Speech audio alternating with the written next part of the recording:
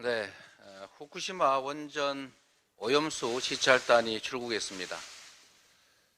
오염수인지 처리수인지 핵 폐기물인지 알 수 없지만 우리 인체에 유해하고 또 일본의 오염수 방출이 적절하지 못한 부당한 행위임은 분명합니다. 국민 생명과 건강을 위해서 철저하고 투명한 오염수 검증이 반드시 필요합니다.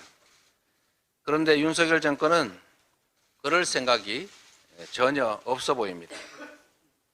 정부는 검증의 핵심인 시료 채취를 처음부터 포기했습니다. 오히려 일본의 시료 채취 거부가 타당하다 이런 입장까지 낸 것으로 보입니다. 시찰단 명단은 꽁꽁 숨겨놨습니다. 취재진 동행도 전혀 없었습니다. 누가 어떻게 검증할 것인지 하나부터 열까지 다 숨기고 있습니다. 이런 방식으로 도출된 결과를 우리 국민들께서 신뢰할 리가 없습니다. 특히 일본 언론에서 벌써부터 시찰단 파견이 후쿠시마 수산물 수입으로 이어질 것이라고 얘기한다고 합니다. 윤석열 정권이 일본이 짜놓은 각본대로 움직이고 있는 건 아닌지 참으로 우려됩니다. 국민 건강에 조금이라도 위험성이 있다면 돌다리를 100번이라도 두들겨야 하는 것이 국가의 책무입니다. 시료 채취도 없고 시찰단 명단도 없고 언론 검증도 없는 산무깜깜이 시찰로 일본의 오염수 투기에 병풍을 서줘서는 결코 안 됩니다. 일본의 심기 경호를 할 것이 아니라 우리 국민의 안전을 지켜내야 합니다. 지금 같은 상황에서 원전 오염수 투기 절대로 해서는 안 됩니다. 가장 피해가 클 인접국가 대한민국 대통령으로서 또 대한민국 정부로서 당연히 반대해야 합니다.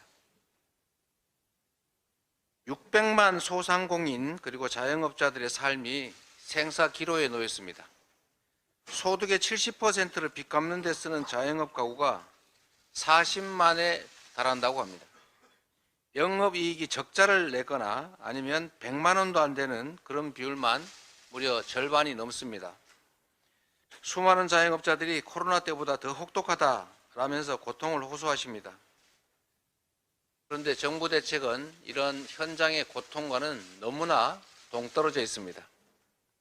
소상공인 부채 경감을 위해서 마련한 새출발기금 신청 규모가 당초 계획된 수준의 10분의 1에 불과하다고 합니다. 온갖 갖출 수 없는 조건들을 내세우다 보니까 신청할 수 있는 사람 수가 그만큼 적어서 그런 것입니다. 다른 부분들도 비슷합니다. 정부는 늘려도 부족한 소상공인 정책 자금을 대폭 삭감했습니다.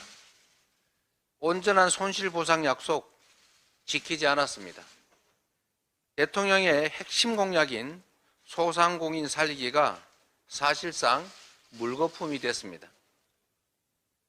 쌀값 정상화법 거부, 간호법 거부, 소상공인 정책 실종, 정부 여당은 자신들의 핵심 공약들을 줄줄이 파기하고 있습니다. 자가당착 그 자체입니다.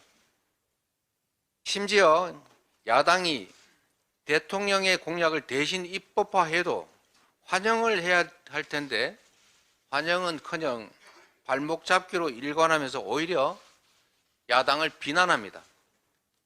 여와 야가 완전히 뒤바뀌었습니다.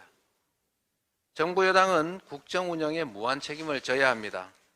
국민과의 약속 당연히 지켜야 하는데 헌신짝처럼 내던져서야 되겠습니까? 한국형 PPP 같은 양당 공통 공약 이행에 적극 나서야 합니다. 국민에게 약속을 하고 권력을 위임받았으면서 그 국민과의 약속을 전혀 지키지 않는 것은 거짓말을 했던 것이거나 배신을 하는 것입니다.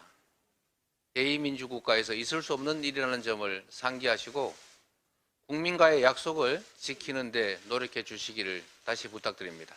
이상입니다.